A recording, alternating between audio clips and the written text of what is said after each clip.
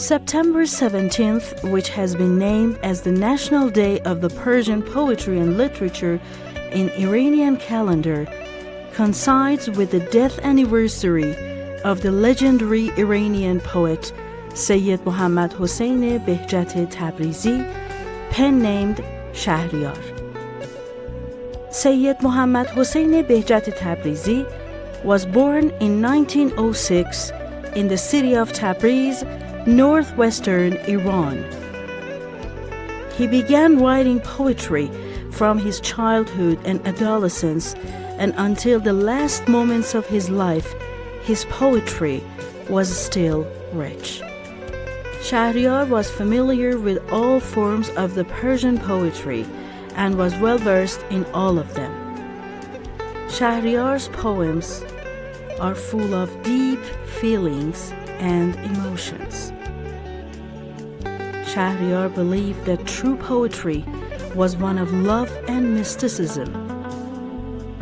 In an essay on art, love, poetry, and inspiration, Shahriyar has described the various stages of love and has considered the perfection of poetry in social, divine, and mystical love. According to Shahriyar, a poem devoid of divine light is obscure and short-lived. Shahriyar was a true believer of Islam and considered the Holy Quran as the best light of guidance and the source of grace. His great devotion to the Holy Prophet and the Ahl al-Bayt, peace be upon them, was evident in many of his poems. And literary critics believe that his poems are among the best works of contemporary religious poetry. Shahriyar's poems about Imam Ali and Imam Hussein, peace be upon them, are at the height of his poetry. Shahriyar's poems about Ashura have made his poetry immortal among the public. Shahriyar has some great privileges that being bilingual is listed as the main distinctive one.